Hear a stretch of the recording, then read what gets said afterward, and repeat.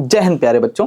जैसे कि आप लोगों को पता है कि 10th बोर्ड हमारे पास जो है एमपी बोर्ड का पेपर बहुत ही नज़दीक आ चुका है और हमें साइंस में हो सकता है कि बहुत ज़्यादा डर लग रहा हो या हो सकता है मैथ्स में ज़्यादा डर रहा हो। तो मैं अभी आपको साइंस में जो केमिस्ट्री वाले पार्ट में वो जो डर है उसको कैसे हटा सकते हैं वो आप मेरी बातों को सुन के न्यूट्रलाइज थोड़ा जरूर कर सकते हैं। और आपकी जगह पे यदि आप हो या कोई और होता तो भी वही जो डर लग रहा है वो स्वाभाविक है। हम इसको कम कैसे करें वो सबसे पहले न्यूट्रलाइज कैसे करेंगे, जो मैं आज आपको बातें बताऊंगा उसको आप ध्यानपूर्वक सुनेंगे तो बहुत सारे जो आपके डाउट्स हैं सारे क्लियर हो जाएंगे और लास्ट मिनट में जो आपको लगता है सर क्या रिवाइज करके जाएं उस वाले पार्ट को हम जरूर देख के जाएंगे। ठीक है बेटा, तो चलिए शुरू करते हैं। सबसे पहले हम चैप्टर वाइज वेटेज देख लेते हैं कि एमपी बोर्ड में किस तरीके से किस चैप्टर का कितना वेटेज है। तो सर सबसे पहला जो चैप्टर है उसमें कितने वेटेज है? 7 नंबर का आ सकता है। जो दूसरा चैप्टर उसमें कितने मार्क्स का आ सकता है बच्चों? 6 मार्क्स का आ सकता है। और जो तीसरा चैप्टर है बेटा उसका हमारे पास 5 मार्क्स के आसपास का है। सर जो फोर्थ पार्ट है वो हमारे पास कितने मार्क्स का हो सकता है? 6 मार्क्स का हो सकता है। ठीक है सर, चलते हैं आगे बेटा।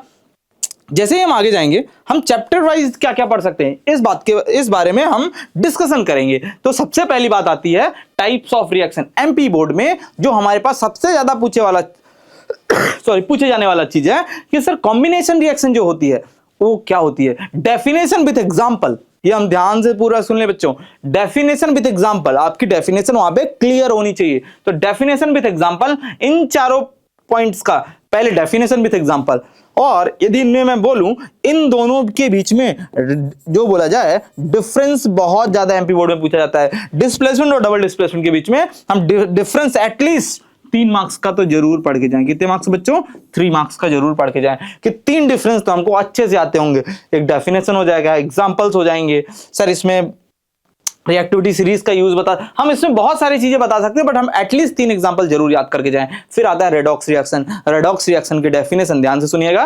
रेडॉक्स रिएक्शन का सिर्फ डेफिनेशन है तो आप डेफिनेशन के साथ एग्जांपल जरूर लिखें। इसमें से किसी का भी आपको सिर्फ डेफिनेशन पूछा हो तब भी एग्जांपल एक जरूर मेंशन करें, क्योंकि जैसे ही आप एग्जांपल मेंशन करेंगे तो एग्जामिनर के ऊपर इंपैक्ट अच्छा जाएगा और इंपैक्ट अच्छा जाएगा तो आपकी कॉपी बढ़िया से चेक होंगी बेटा। थोड़ा अच्छे से हम ध्यान से देखेंगे। ओके क्या?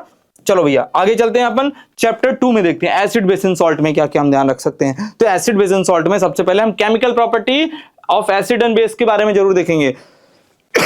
एसिड और बेस की केस के बारे में बच्चों, केमिकल प्रॉपर्टीज के बारे में। देन आता है हमारे पास PH scale. Sir chemical properties में क्या है? इसमें डिफरेंस भी आप देख सकते हो। क्या देख सकते हो? डिफरेंस जरूर आप देख सकते हो कि सर इसमें से 3 मार्क्स का 4 मार्क्स का डिफरेंस भी पूछा जा सकता है। ठीक है सर इसमें एक और डिफरेंस पूछा जाता है कि एसिड और बेस में डिफरेंस बताओ। एमपी बोर्ड में बहुत बार पूछा जा चुका है, एसिड और बेस में भी डिफरेंस बताओ, जो कि 2 से 3 मार्क्स का आ सकता है। इंडिकेटर्स के बारे में पूछा जा सकता है इसमें। ठीक है सर, पीएच में हमारे पास क्या पूछा जा सकता है? पीएच के स्केल्स के बारे में पूछा जा सकता है। पीएच स्केल कहां से कहां तक होती है? पीएच स्केल में हमारे पास डेली लाइफ में यूजेस पूछे जा सकते हैं। देन आते हैं सॉल्ट्स। ये एमपी बोर्ड में हर साल इससे सवाल आते ही आते हैं। सर सॉल्ट्स में क्या क्या आ सकता है? आ जाओ बच्चों। तो सबसे पहले सॉल्ट्स में हम ध्यान से सुनेंगे क्या क्या आ सकता है। इन सब में सबसे पहले फॉर्मूले आ सकते हैं। इन सब का फॉर्मूला पहला पॉइंट। दूसरा इन सब का यूज। और तीसरा सर इसमें बनाते कैसे हैं? तो क्लोरएल्किल प्रोसेस और ब्लीचिंग पाउडर को बनाना कैसे है, या आप ब्लीचिंग पाउडर नहीं भी सोच रहे हो तो आप क्या सोच सकते हो? Baking soda. इन तीनों पार्ट में इनको बनाने की जो रिएक्शंस हैं इसको जरूर हम देख के जाएंगे बेटा। ये जो रिएक्शंस है ये वाले पार्ट को हम अच्छे से देख के जाएंगे तो हमारा काम हो सकता है बेटा। आगे चलेंगे हम। जैसे ही हम चैप्टर 3 में जाएंगे सर चैप्टर 3 में रिएक्टिविटी सीरीज। रिएक्टिविटी सीरीज तो हम कहां पे ध्यान रखे हैं बच्चा?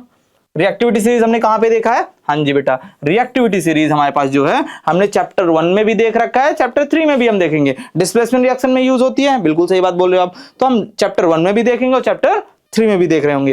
एक्टिविटी सीरीज के बारे में हम अच्छे से देख के जाएंगे कि हो सकता है हमसे डायरेक्टली एक्टिविटी सीरीज बनती क्या, होती क्या। सबसे पहले यही सवाल आ सकता है उसमें कि रिएक्टिविटी सीरीज क्या होती है, जिसमें मेटल को अरेंज कर रहे होते हैं। तो बेटा हम यहां से ध्यान से देखेंगे एक्टिविटी सीरीज, इसके एक एक एलिमेंट को आप अच्छे से ध्यान रख के जाएंगे। अगला extraction of metal. Extraction of metal में हमारे पास बेसिक टर्मिनोलॉजी आपको आनी चाहिए। सर और क्या होते हैं, मिनरल्स क्या होते हैं, गैंग पार्टिकल क्या होते हैं।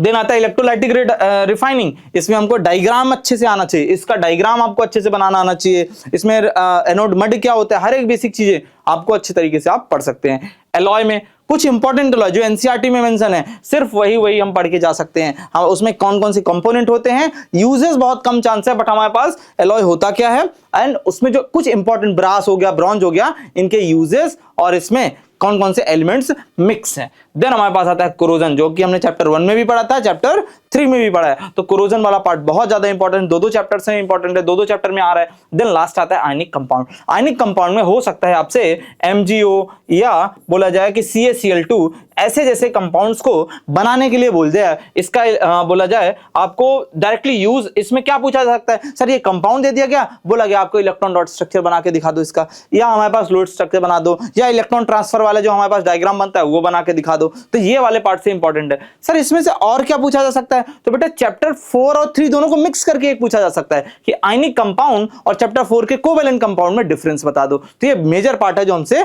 पूछा जा सकता है। चलिए बच्चों आगे चलते हैं, हमारे पास चैप्टर 4 में क्या क्या इंपॉर्टेंट है। तो सर चैप्टर 4 में सबसे ज्यादा इंपॉर्टेंट है versatile nature of carbon. Carbon का वर्सेटाइल नेचर क्यों होता है, ये सबसे पहली बात तो ये। तो कार्बन की कैटिनेशन डायरेक्ट डेफिनेशन आ सकती है, व्हाट इज कैटिनेशन, या कार्बन इतने सारे बॉन्ड बनाता है, क्यों बनाता है, तो ये लाइन हम जरूर ध्यान रखेंगे।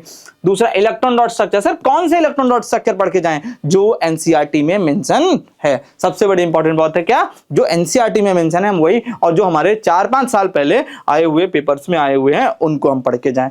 देन आता है बेटा केमिकल प्रॉपर्टी। केमिकल प्रॉपर्टी में आपसे क्या क्या सवाल पूछा जा सकता है कि सीधे सीधे पूछा जाएगा व्हाट इज एडिशन रिएक्शन, उसका डेफिनेशन के साथ एग्जांपल के साथ जरूर याद करें बेटा, एग्जांपल के साथ हम याद करने की कोशिश करें कि हमारे पास what is chemical property of carbon में addition reaction, substitution reaction, oxidation reaction या कंबशन रिएक्शन के बारे में जरूर पूछा जा सकता है। देन आता है इथेनॉल। सर इथेनॉल, यदि उसको 4 मार्क्स का सवाल इस पार्ट से बनाना है तो सीधे पूछ सकता है, इथेनॉल का फॉर्मूला पूछ लेगा वो आपसे, इथेनॉल को बनाते कैसे ये पूछ सकता है, या इथेनॉल की केमिकल प्रॉपर्टी पूछ सकता है, यूजेस पूछ सकता है, हार्मफुल इफेक्ट पूछ सकता है। ये इसमें से 4-5 मार्क्स के सवाल अकेले इन दोनों कंपाउंड से बनाए जा सकते हैं। और इस चैप्टर में जो एमपी बोर्ड में सबसे ज्यादा इंपॉर्टेंट पार्ट मेरे को लग रहा है वो बच्चों क्या है, या आपको लगना चाहिए, क्यों, क्योंकि पिछले 4-5 साल के पेपर को देखते हुए सोप एंड डिटर्जेंट में डिफरेंस, इसमें 4 डिफरेंस तो आप मिनिमम अच्छे वाले डिफरेंस पढ़ के जाना है। ये नहीं कि सर ये सोप हमारे पास ऐसे यूज आ जाता है, सॉलिड फॉर्म में होता है, ये पाउडर फॉर्म में होते हैं, ऐसे डिफरेंस हम नहीं, हम केमिकल प्रॉपर्टी या फिजिकल प्रॉपर्टी के बेस्ड पे इसमें जो डिफरेंसेस हैं वो याद करके जाएं बेटा। अब आपने सारे पार्ट को तो अच्छे से कर लिया, अब हमारे पास क्या होता है बेटा, कुछ सैंपल पेपर लगाने बहुत जरूरी होते हैं। सैंपल पेपर क्यों लगाने हैं सर, ताकि हम वो पेपर को टाइमली खत्म कर पाए, एग्जाम में चेक करें टाइम मैनेजमेंट के साथ क्या वो पेपर हम टाइम पे खत्म कर पा रहे हैं। 3 घंटे का पेपर 2.5 घंटे में 2 घंटे 40 मिनट में क्या हम खत्म कर पा रहे हैं, वो जरूर हम देखने की कोशिश करेंगे। देन हमारे पास आता है एनालिसिस द मिस्टेक, जहां हमारे पास जो एनालाइज करो आप, एनालाइज द मिस्टेक में क्या मतलब हुआ सर, जो भी आपने वो गलतियां की, आप खुद से 3 घंटे का आपने टाइमर लगाया, आपने पेपर को किया, बढ़िया से पेपर को किया, आप कोशिश करो 2 घंटे 20 मिनट 30 मिनट में पेपर खत्म कर दें।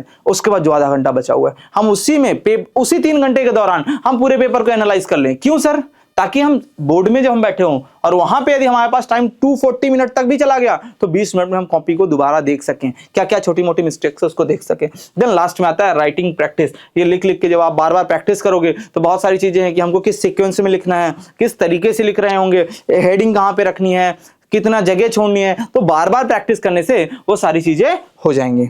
आई होप कि आपको पूरी बातें समझ में आई होंगी। तो बच्चों आपके लिए हम क्या करेंगे, we will do it, definitely we will do it, all the best, अच्छे से करेंगे। जितनी भी बातें मैंने बताई आपको उसको अच्छे से समझना है, और यदि कोई भी दिक्कत रहे अपने आप पे भरोसा करना है और आगे बढ़ना है। थैंक यू सो मच बच्चों, ऑल द बेस्ट।